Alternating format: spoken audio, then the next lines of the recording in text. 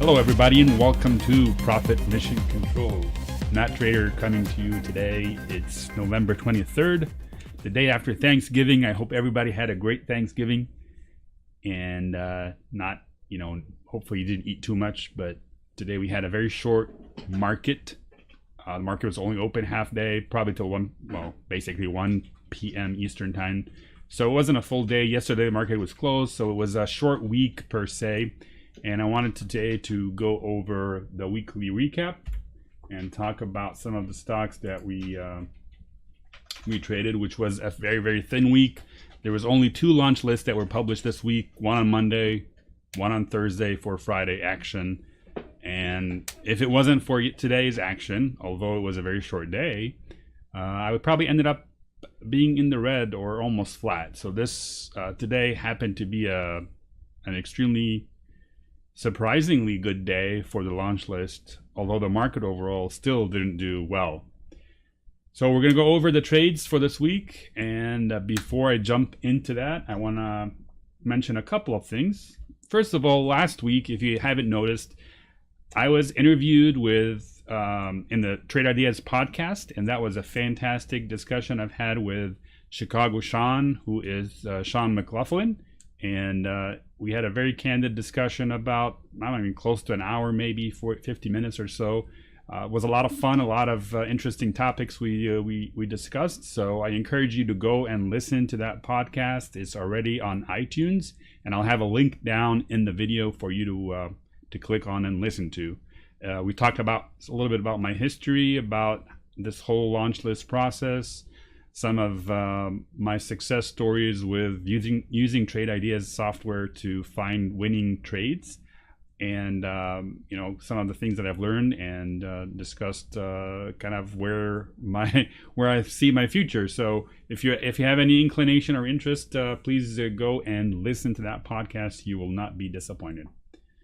Second item I want to talk about is today is Black Friday, and Trade Ideas is having a special 25% off the first monthly or annual standard or premium subscription if you sign up between now and Sunday, I believe, 11:59 p.m. Eastern Time. So do not lose this opportunity. The code is Black Friday 25. That will save you 25%. And the link I will also post down in the video. But it's bit.ly/profit launch. That will take you right to the pricing page on Trade Ideas, and it'll allow you to order or buy your subscription. If you are not sure about committing to a full year subscription, you can go ahead and try a monthly standard or premium subscription, and if you like it, within 3 days you can upgrade to a full year, and that coupon will still be honored. Again, Trade Ideas is my engine, my tool that I find all the launch list candidates, and without it, this whole process, this whole growth that I've had over the last couple of years would have not have happened. So highly recommended product, and I am a referral partner, but I'm a referral partner for a reason, is because I love this software. And I think there's a lot of things you can benefit from by using it, and you will pick up a lot of excellent nuggets and excellent idea generation just by understanding the software and learning it. So with that, let's go through our performance for this week. Like I said, it was a short week, and we only had 7 total launches. Most of them occurred actually today. So we had a few on Monday, a couple kind of carry over Monday through Wednesday, and then we had Thursday off, and then today I had a bunch of launch list candidates, and quite a few of them actually launched and were profitable. So overall it was 7 launches, so it's a very thin week compared to prior weeks where we were trading somewhere between 21 to 25 launches, and in some cases I believe with 29 launches. Obviously we've been slowing down, and we're going to talk about the market and where it's headed. But part of the reason was there was no good candidates that are showing up on the evening scanners. So you don't have a good setup for longs. You're better off just sitting on the sidelines or potentially doing some kind of shorting intraday if you know what you're doing. So out of the 7 launches, we had 5 winners. So accuracy is way up this week compared to last week, where we were down to 33%. This week, we're ending up about 71% accuracy. Our profit to launch ratio or profit to loss ratio was perfect. Was about 213%. So we, basically our average winner was, more than double our average loser, and which is both of these metrics have improved over the last week. Now we're still in choppy markets, and like I said, we only had a few launches, and as things remain choppy, our ability to find good opportunities becomes limited. So let's talk about the market and talk about some of the stocks that we traded this week. So first of all, let's talk about the SPY. And I apologize, now it's getting a little bit too crowded. But technical indicators are important if you're tracking kind of the overall health of the market. And there's a lot of people that are doing it. So I'm by no means I'm an expert, but at least I try to infer some of the information from what I see on the chart. And a lot of this noise here is just because different support levels and things like that. So you can ignore now this area because we are kind of far away from talking about challenging any upper resistances. And now we're looking down to see if there's actual support on what's the closest support for us. So the SPY, technical damage has been done to the SPY. We're floating all the way below every single daily average that you can think of. We are floating below prior support areas, and we are sitting today closed at, it looked like it was going to be a healthy day, but we gave all the way most of it back today. So this is kind of an inverted doji, and we closed almost at flat as the open. It was a short day, but still not a good healthy technical sign. Now, obviously, the volume today was fairly low because most people were still kind of on vacation. Nobody really decides to or wanted to enter the market. So you could argue that it's a low volume, so this price action may not necessarily be, very indicative of what's going on. But we've tested basically a prior low. This is what happened towards the end of October before we had this November 1st jolt and had this kind of a maybe considered a dead cat bounce for now. But we're challenging these lows, and then we have 2 levels to test again on the downside, the 262 roughly 04, 259.86, and these are all prior lows that occurred back in March and April timeframe. After that, well, we have lots of areas of support below us. I wouldn't be surprised if we end up testing the 250s, maybe the 240s, and all the way down to 240. That's a possibility as well. Now, having said that, as long as as many people are looking at the market and starting to we're starting to have more of a negative conviction, and people are saying, well, looks like the market is wants to test more lows. That's when the market could surprise us, and we see kind of a big reversal. So the only good sign, or the thing that I would be looking for if a reversal were to happen, would be a very super high volume with a close above maybe one of the prior support levels. So whether it's an intraday sort of a daily support level, or kind of rebounding above some of these daily moving averages. Until that happens, we're in correction territory. This can continue for weeks. It could continue for months. We don't know yet. So it doesn't mean that we can't find opportunity to trade, but that they will not be as abundant as they have been, throughout this entire run over the last couple years, at least. So that was the spiders. Now IWM has had an interesting perspective, a different perspective. Now some of the launch lists today were good. If you notice, some of the medium and small cap stocks were actually doing good too. IWM did pounce above sort of this 5 and 9 EMAs. It was flirting between this region here. It's kind of, we have 2 days of buyers stepping in and then sellers coming in. But overall, if you look at the chart pattern, we might be kind of we might have formed what I call like a double bottom with potentially maybe a reversal that kind of becomes a bellwether for the rest of the market. So IWM might lead the market back to potentially a safer zone in this area, or maybe going sideways. Well, time will tell. IWM was the first kind of major index that started falling or failing back in August. It preceded the NASDAQ, it preceded the SPY decline. So maybe this tells us this might be, it wants to also precede potentially a reversal. I don't have my hopes high, but it's something to look at compared to the SPY and the Qs. IWM has kind of this clear double bottom, not as clear as it is on the SPY or on the Qs. So we'll keep an eye on it. We're still hovering like both on the SPY and IWM above the, like this ATR is kind of sort of out of control a little bit, very high levels compared to where we normally were for the most of the year. So volatility is high. There will be a lot of price swings, and you just have to be nimble and finding opportunities. Take the quick wins as fast as you can, and protect your gains and cut your losses.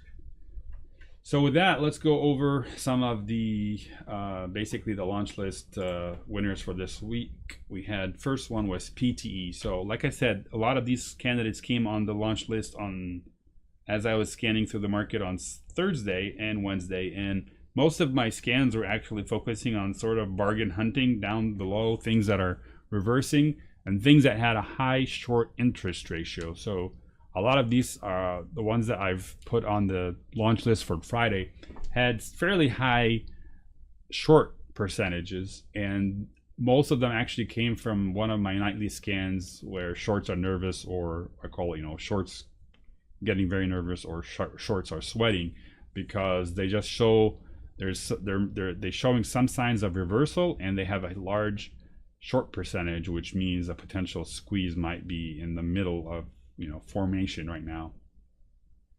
So the first one was PTE, and PTE was also one of the things that ran away from me today, because I had to kind of adjust my entry and exit for this as it popped in the morning. And the reason why I had it on the launch list for today was just some of the price action the prior 2 days, and again, I think the short percentage was high, and that's why I put on the candidate. And it looked like it had formed a double bottom here. We had one bottom, and then tested this level again, and it bounced off with healthy growth. So as I saw this on Thursday, I looked and said, well, if this thing breaks the high of this day, it has some room to test here for a profit window before failing maybe and coming back down, because this resistance level is pretty significant, and it goes all the way back somewhere over here. Yeah, so but just because the stock itself was reversing, that means it could have given us potential opportunity. PTE also is a stock that has a large ATR, about $1.30, so within a day it ranges pretty well. And the only thing I didn't like was its volume was fairly insignificant, but sometimes these work well as well. So I was really hungry for some stocks, and this one presented probably the best setup that I could think of, or I could find. And the idea there was to enter at 1407 and exit at 1490. Sorry, at 41 cents target. So the problem is, as it opened today, it ran quickly through the 1407, and I ended up entering at 1428 instead. So let's go to the 5-minute chart just to kind of give you an idea of where initially the launch price was over here, but it started gapping up and it held pretty well. And then at 1428, I put an order, got filled there, and then it moved a little bit sideways. It was holding pretty well above the 1435 level, and it pushed, and it continued to push, and I exited at $15.05, well above the initial profit target. And like I showed you on the daily, it had room at least to maybe this level here, and as well as the potentially 50-day moving average. So that was a good winner, and it was the best winner for the week, actually. The next one was INVA. So that was, I believe, biotech stock, and a lot of biotechs today. I'm not sure if this is a biotech or not, to be honest, but a lot of biotechs did well today. So INVA came on our launch list again based on the price action that we detected on Thursday. It broke from this level, and usually when it breaks from this level, you know, like a nice cup formation, it has the potential to push for another, 5% or so before it pulls down and maybe forms a handle. So that was what I was banking on. Basically a break of the high of this day with some conviction above it gives us, some opportunity within this big drop day here. So there's a lot of, less resistance here, less supply. There's a lot of a lot of supply that was given away, so not a whole lot of resistance in this area. Our entry point was at 1723 with a profit target at 1768. This little thing decided to continue to push higher today. If you look at the 5-minute, it just never stopped from entry point. It kept buying, going up, going up, and I ended up taking profit at $18. And surprisingly, I saw on Holly, one of Holly strategies, she decided to actually short this. So it was kind of like, maybe Holly sees something that I'm not seeing. So I took my profit, and actually, if you had traded the Holly trade, it actually worked well as a short opportunity before bouncing back up and almost testing the high of the day again. So INVA looks actually pretty healthy, both on the 5-minute and on the daily chart. It kind of is, if it can break away from this resistance and move higher, it has a little bit of room all the way potentially to this range here, 1885 or so. So it could, you could see another 50 to 70 cent squeeze on this stock if you continue to watch it. The price action on the daily is very, very strong. Since earnings day here, had a bullish engulfing.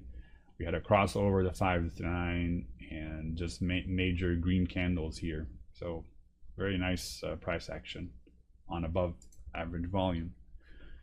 PHM is the next stock, and that one we traded twice. This one was Monday, on Monday's launch list. First time was a loser, and then second time was a winner. So why was the first time a loser? Well, it launched, the idea was again to launch above this daily resistance. So the chart was looking healthy. We had a crossover 5 to 9, bullish green engulfing candle. So the plan was to enter above sort of this level here, 2506, with a profit target at 2545. And for that day, the first day, Monday, I traded it. I actually lost on it because I couldn't make the entry. I think the initial entry, I couldn't get in early. I waited for the pullback, and it pulled back to my entry price. Got in, but instead of bouncing back up, it actually sold off. Now, I went for another attempt. Again, the same day. Was it the same day? No. A few days later, so on the 23rd. No, actually, let me double check here.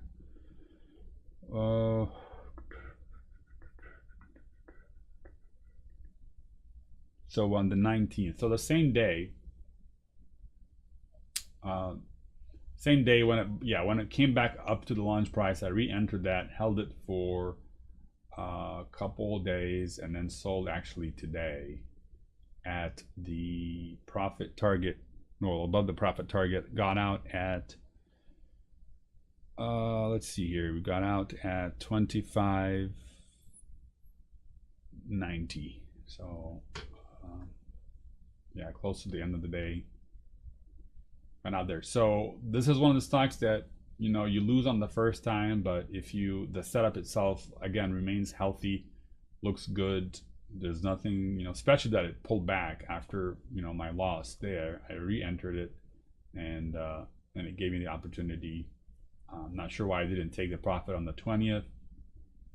I was hoping actually the next day that would maybe break this resistance here, but today I ended up taking the profit and closing that trade with a win. So it was both a winner and a loser.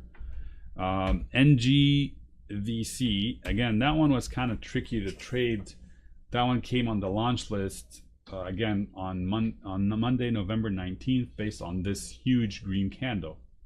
Now, when you have a huge green candle like that, very bullish engulfing with, you know, a massive amount of relative volume compared to the prior, whatever, 60 days or so, that means buyers came in with a lot of force, and that's clearly an indication that the next day potentially it will squeeze a little bit higher.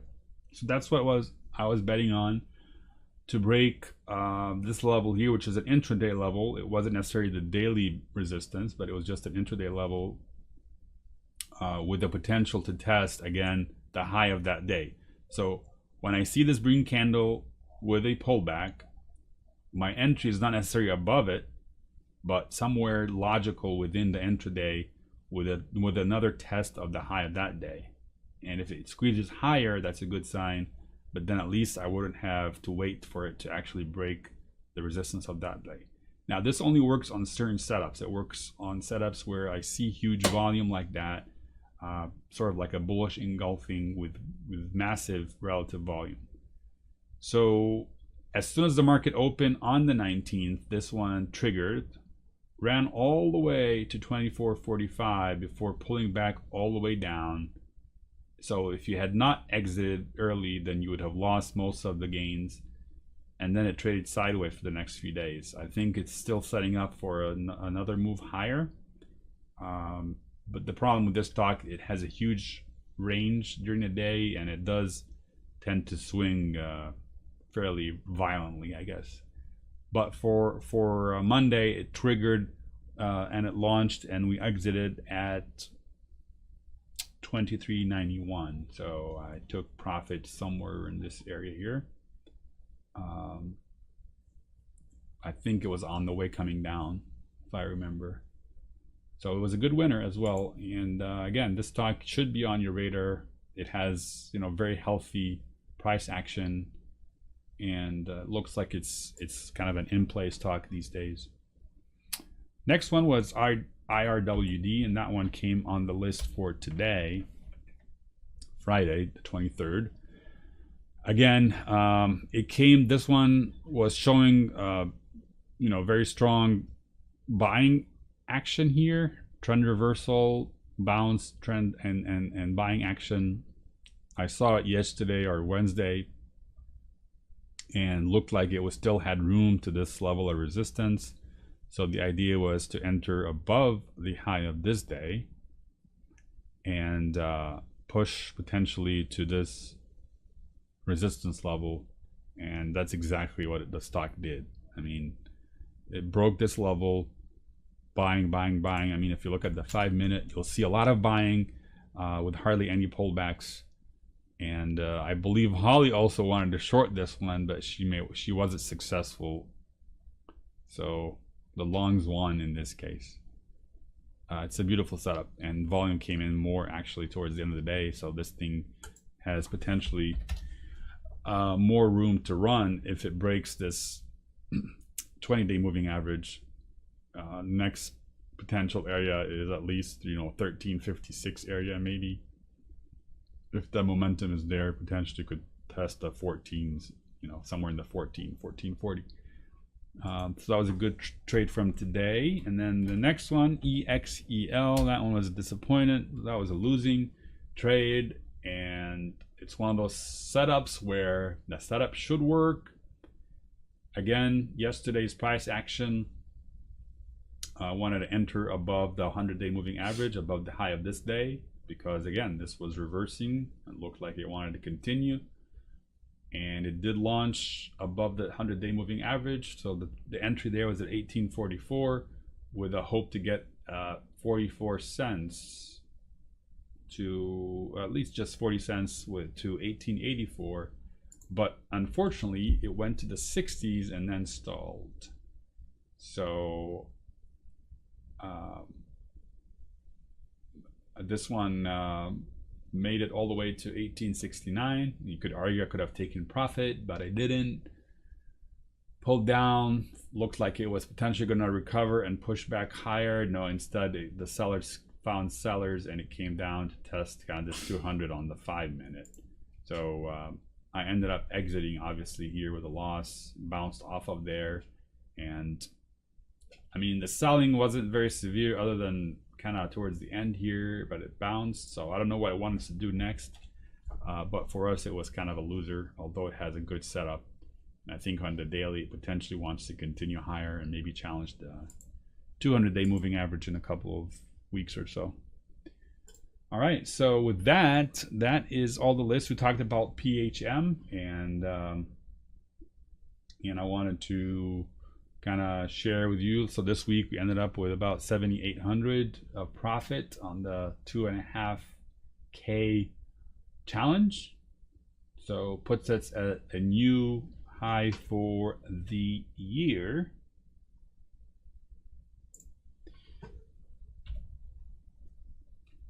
A new high for the year since we started back in December of 2017. So we're at 137 right there. Kind of a weird week because we were selling off, only traded on Monday and Friday. So that's why you see this like almost sharp straight line. So that's all I have for this week. I hope you guys have a fantastic rest of the weekend. Don't forget Trade Ideas sale. You got till Sunday to take opportunity. Go listen to the podcast. I'll have both links down below the video. And I hope you guys have a fantastic weekend and talk to you later.